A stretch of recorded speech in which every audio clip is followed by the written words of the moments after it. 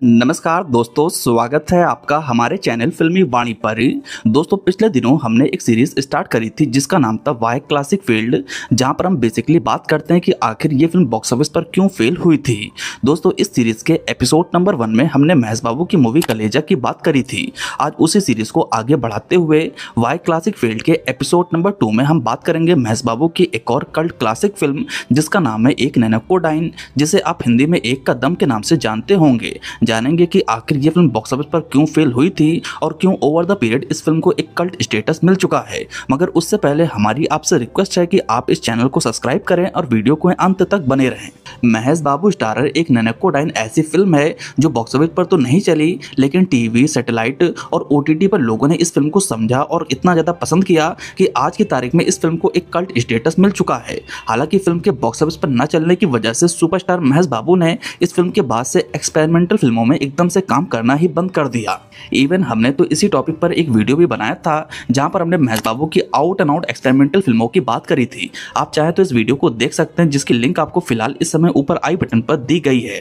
खैर, ये कहानी थी गौतम की, जो कि हमें एक रॉक स्टार म्यूजिशियन के तौर पर देखने को मिलता है। गौतम सिज़ोफ्रेनिया नाम की बीमारी से जूझ रहा है, जिसके चलते वो वास्तविकता और कल्पना में अंतर नहीं कर पाता। बचपन में गौतम ने अपने माँ बाप को मरते हुए देखा था, जिसके चलते आज वो एक साइकोलॉजिकल डिसऑर्डर से गुजर रहा है। गौतम उस कातिल तक तो पहुंचना चाहता है, मगर उसे समझ नहीं आता कि क्या रियलिटी है और क्या कल्पना।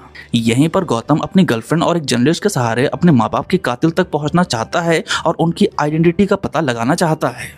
अब गौतम उस कातिल तक कैसे पहुंचेगा, यही सारी चीजें आपको इस फिल्म में देखने को मिलती हैं। दोस्तों, स्टोरी वाइज फिल्म का जो कॉन्सेप्ट था वो बेसिकली तेलुगु इंडस्ट्री के लिए काफी नया था। फिल्म एक साइकोलॉजिकल थ्रिलर के तौर पर टर्न आउट होती है, जहां पर काफी कॉम्प्लेक्स स्क्रीन प्ले हमें देखने को मिलता है। इसी के इर्द गिर्द एक फ्रेश और यूनिक फिल्म तेलुगु इंडस्ट्री में बनती है। दोस्तों, पॉइंट टू बी नोटेड कि ये साल था साल 2014। दोस्तों, उस समय तक तेलुगु इंडस्ट्री में सिर्फ और सिर्फ मास और एक्शन फिल्में ही सेल हो रही थी। ऐसे में एक डायरेक्टर का इस तरह की फिल्म को बनाना और एक इतने बड़े सुपरस्टार का इस तरह के सब्जेक्ट में काम करने का डिसीजन लेना अपने में एक काफी बड़ा डिसीजन माना तो जरूर जाएगा। फॉर श्योर ये साइकोलॉजिकल एक्शन थ्रिलर फिल्म अपने समय से आगे की फिल्म थी। फिल्म को रिलीज के साथ ही मिक्स रिव्यू मिले। इवन कुछ क्रिटिक्स ने तो इस फिल्म को 2 और 2.5 तक के स्टार्स भी दिए। फिल्म को ऑडियंस की तरफ से भी नेगेटिव वर्ड ऑफ माउथ मिला। फिल्म इवेंचुअली एक फेलियर के तौर पर टर्न आउट हुई, जिसके चलते मेकर्स को काफी घाटा भी हुआ। हालांकि आगे चल के इस फिल्म को ह्यूज क्रिटिकल अक्लेम मिला और इवन इस फिल्म को 25 greatest Telugu film of decade में भी शामिल किया गया। कहीं ना कहीं ये एक डिजर्विंग फिल्म थी जो कि बॉक्स ऑफिस पर अपना ड्यू हासिल नहीं कर पाई। लेकिन हाँ, फिल्म के डायरेक्टर सुकुमार ने ये बात जरूर साबित कर दी कि वे एक ब्रिलियंट डायरेक्टर हैं और वे अपने क्राफ्ट में एक मास्टरी तो जरूर रखते हैं। दोस्तों, हमारे और आपकी तरह ये फिल्म राम पोथी नैनी की भी one of the favourite film है, जिसको लेकर राम पोथी नैनी क्या कहते हैं आप जरा सुनिए। సినిమా చూశాను అండ్ చూసినప్పుడు నాకు ఒక హాలీవుడ్ సినిమా చూసిన ఫీలింగ్ కలిగింది. అండ్ రెగ్యులర్గా ఇప్పుడు కమర్షియల్ సినిమాలు అది ఇది కాకుండా కొత్త కాన్సెప్ట్తో వచ్చారు. కొంతమంది ఇంటెలిజెంట్ సినిమా అన్నారు, కానీ I think it's very innovative film. वो పెద్ద కాంప్లికేటెడ్ ఏం కాదు. It was very nice innovative concept అనిపించింది. राम पोथी नैनी कहते हैं कि हॉलीवुड लेवल की फिल्म है। यहाँ पर एक इंटेलिजेंस है और साथ ही साथ एक काइंड ऑफ इनोवेशन इस फिल्म के थ्रू देखने को मिलता है। कहीं ना कहीं ये जो फिल्म है तेलुगु इंडस्ट्री को नेक्स्ट लेवल पर लेकर जाती है।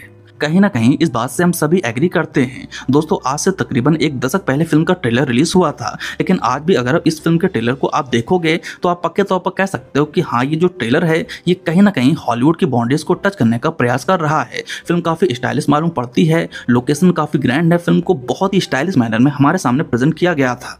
इवन स्पेशली अगर हम तेलुगु फिल्मों की बात करें तो मेरे हिसाब से साहो के अलावा आपको दूसरी इतनी स्टाइलिश फिल्म देखने को नहीं मिलेगी। फिल्म भले ही उस समय बॉक्स ऑफिस पर ना चली हो, लेकिन आज भी इस फिल्म को महेश बाबू की वन ऑफ द बेस्ट फिल्मों में कंसीडर किया जाता है। खैर, चलिए अब डिस्कस करते हैं कि आखिर फिल्म के फेलियर के मेजर फैक्टर्स क्या थे।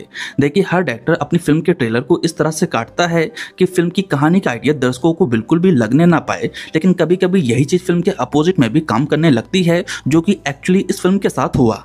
दोस्तों, आप अगर इस फिल्म के ट्रेलर को देखते हो तो मेरे इस पॉइंट को और बेहतर तरीके से समझ पाओगे। दोस्तों, फिल्म का ट्रेलर हॉलीवुड फिल्म की वाइब देता है, एक stylish fast pace action thriller film. Telugu industry जो मेनली मास एक्शन कमर्शियल फिल्मों पर रिलाई करती है, वहाँ इस तरह की फिल्म मेकिंग स्टाइल कहीं ना कहीं नए स्टैंडर्ड तो जरूर सेट कर रही थी। फिल्म को बड़े स्केल पर प्रमोट किया गया। इवन फिल्म की हाइप भी बहुत ही जबरदस्त बन चुकी थी। इससे पहले महेश बाबू पोकरी, डोकड़ू और बिजनेसमैन जैसी सुपरहिट फिल्में डिलीवर कर चुके थे और कहीं ना कहीं एक्शन फिल्मों के जॉनर में अपने पीक पर थे। ऑडियंस को लगा कि ये जो फिल्म है ये एक हॉलीवुड स्टाइल एक्शन थ्रिलर मास फेस्ट होने वाली है। मगर यहाँ ये एक out and out action thriller film ना निकलकर बल्कि एक साइकोलॉजिकल एक्शन थ्रिलर फिल्म निकलती है, जहाँ पर दर्शकों को नॉन लीनियर स्क्रीन प्ले देखने को मिला। यहाँ फ्लैशबैक पोर्शन था, रियल वर्ल्ड था, इल्यूजन था, जिसके चलते ऑडियंस सब्जेक्ट की कॉम्प्लिसिटी को समझ नहीं पाई। फिल्म का नैरेटिव इजी टू अंडरस्टैंड नहीं था, प्लस ऑडियंस ने जिस तरह की एक्सपेक्टेशन रखी थी थिएटर के भीतर उन्हें उस तरह की फिल्म देखने को नहीं मिली, जिसके चलते खुद महेश बाबू के फैंस ने इस फिल्म को सपोर्ट नहीं किया। यही चीज इवेंचुअली फिल्म के फेलियर का एक बड़ा रीजन बना। दोस्तों ए सेंटर्स में तो तब भी ये फिल्म बेटर परफॉर्म कर रही थी, मगर बी और सी सेंटर्स में कहीं ना कहीं जो फिल्म के सोच थे वो पूरी तरह से खाली जाने लगे। ऑडियंस ने इसी के साथ कहीं ना कहीं इस बात को प्रूव कर दिया था कि वे अपने सुपरस्टार को सिर्फ मास एक्शन कमर्शियल फिल्मों में ही देखना चाहती है। दोस्तों इस फिल्म की फेलियर लगातार महेश बाबू के हैट्रिक फेलियर रही, जहां पर उन्होंने कुछ अलग करने का प्रयास किया। सेकंड रीजन है फिल्म का क्लैश।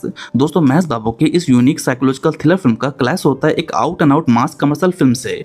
दोस्तों ये फिल्म थी वंशी पेदीपल्ली के डायरेक्शन में बनी येवड़ू, जहां पर हमें अल्लू अर्जुन और रामचरण साथ में देखने को मिलते हैं। इवन पोस्टर लेवल पर तो दोनों के फेस को बड़े स्तर पर हाईलाइट किया गया था।